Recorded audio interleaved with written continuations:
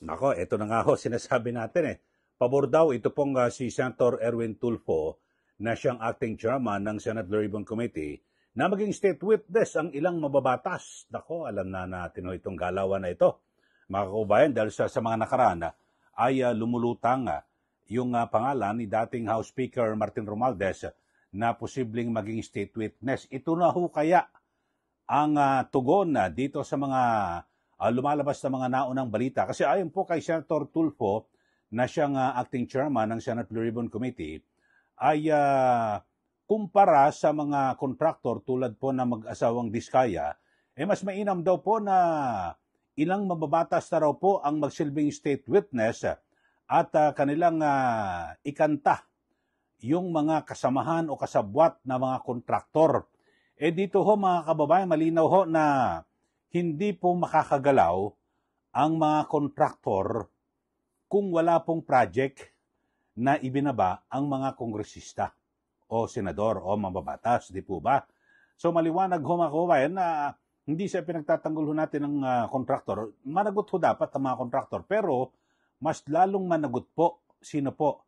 Yung mga opisyal ng gobyerno, yung DPWH, at ganyan din po ang mga mababatas dahil sila po ang may hawak Sila po ang may control sa budget, mga kababayan, at ang kontraktor ay dumitepende lang naman ho yan. Kung malaki ho, swapang ho, buaya, yung congressman o senador o mambabatas na may hawak ng proyekto, kasi depende kung malaki ho ang kanilang iniawas na komisyon, talagang masasakripisyo po yung proyekto, di ba?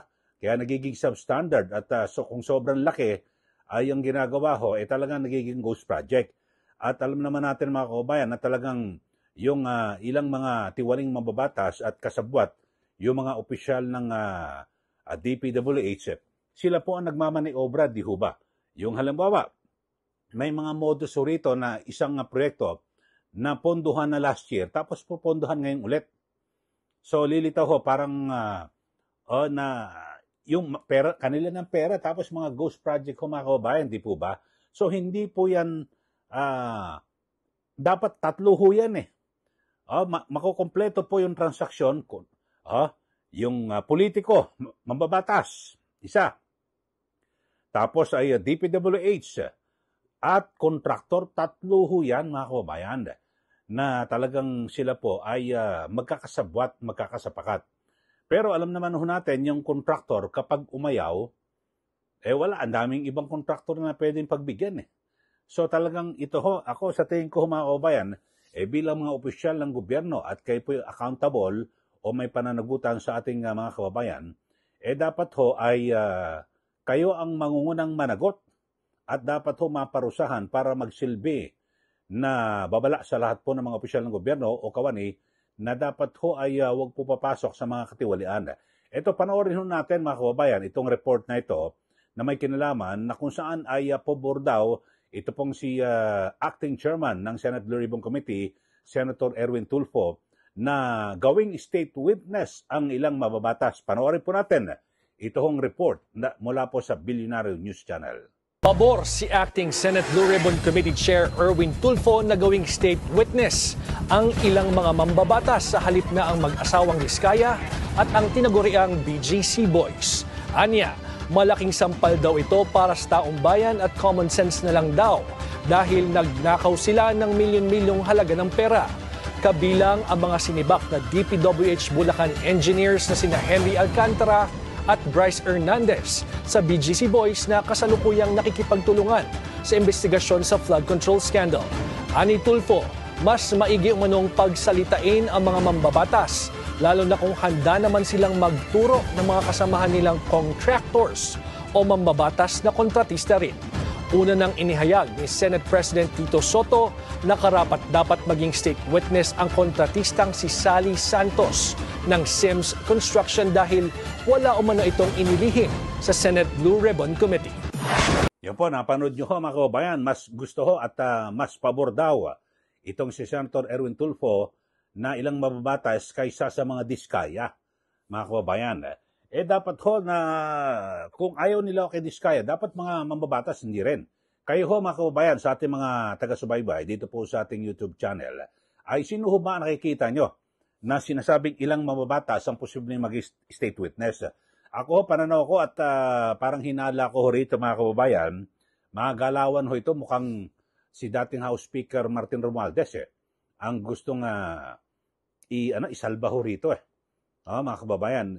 Dapat ho, talagang ang pinakamaganda ho na maging ho rito, dapat sampulan ho, lalo na po yung mga ghost project, mga kababayan, do wala nang state witness Pag nakita ho, di ba yung sa Bulacan at iba pang mga lugar, di ba sabi nga ho ni DPWH Secretary Vince Dizon, 421 na ghost projects daw po ang natuklasan nila mula po sa 8,000 projects. Biro nyo, 421. So dapat lahat na ho yan, makikita lang ho, isang tingin lang ho yan sa dokumento, sino ang nag-implement, kanino pondo yan, tapos contractor, tapos na kaagad dapat kasuhan na po sa lalong madaling panahon at agad na maipakulong ang mga yan. Maliwanag na maliwanag ho at mismo yung sa Bulacan, di po ba? In-inspection pa ho yan mismo ni Pangulong Marcos Jr. Siya ho, nakita niya sa dalawang mata na talagang ghost project, wala ho.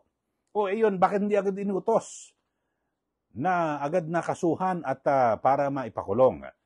Wala ho Pawardi-wardi ho ang administrasyon at hindi ho natin malaman kung ano ba ang mangyayari dito po sa pagsugpo sa napakalawak ho na korupsyon dito po sa ating bansa. Dito ho, ang termino ay pabor si Senator Tulfo na gawing state witness ang ilang mamabata. So, hindi lang po isa yan. Kayo, sino hula nyo? Ako, hula ko, ang tinutumbok ko dyan si dating Speaker Romualdez. Ewan ko lang kung si Saldi ko, pero siguro hindi naman.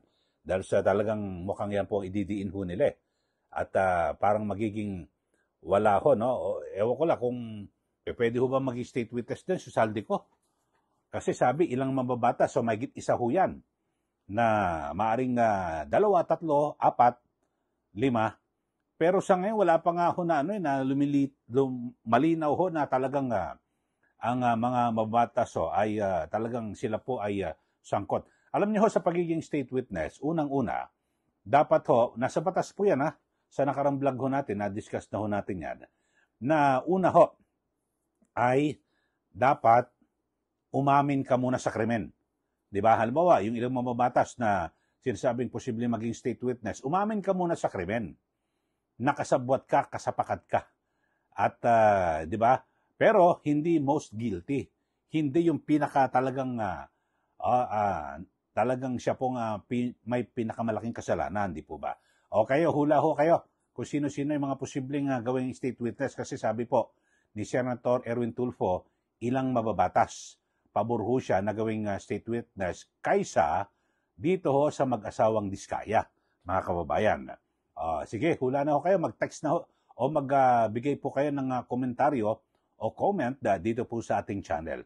Okay, so yan lang ho mga kababayan at nako, kakaduda, mukhang walang patutunguhan ito hong investigasyon dito po sa anomalya, malawakang korupsyon dito po sa ating bansa na ngayon, nako, lalo pong dumadami ang mga Pilipino ang nagagalit po sa ating gobyerno dahil sa napakatagal na ho, ilang buwan na, simula po ng mabunyag, ito hong anomalya, katiwalian, ay wala pa rin hong napaparusahan hanggang ngayon. Baka akala ho kasi nila lilipas din yan. Pero hindi po, nako, ang dami ho mga estudyante, mga kabataan natin na talagang, may mga nag-walk out pa ho.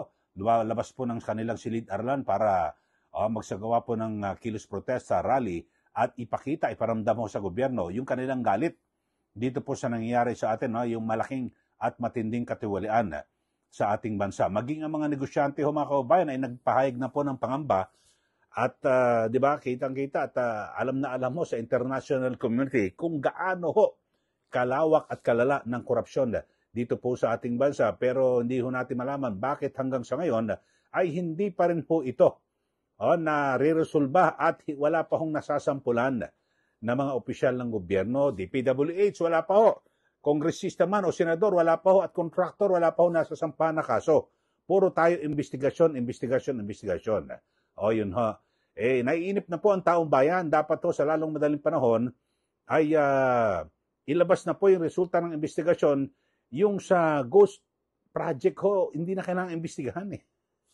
Pag sa papel may project, tapos sa aktual, pag nakita mo, walang project, tapos na ang kwento. Kailangan pa bang imbestigahan yun? Oh, ay, Diyos ko pong buhay natin. Oh. Saan kaya patutungo ito? Dahil sa ngayon, patuloy ho na lumalakas po ang panawagan at yung galit po ng taong bayan sa ating gobyerno dito po sa patuloy na malawak na katiwalian dito po sa ating bansa. Okay, ulitin ko lang ho. Pabor ho si Senator Erwin Tulfo, ilang mambabatas gawing state witness. Sino sa tingin nyo ang tinutumbok ko nito? Sige, mag-comment na po kayo. At sa mga bago lang po sa ating channel, huwag niyo pong kalimutan na i-like at i-share ito pong ating channel. At para kayo po laging updated, subscribe na po kayo sa mga bago lang po na sumusubaybay dito po sa ating palatuntunan. Maraming salamat. Muli ito po si Kyle Eli. Magandang araw po sa ating lahat.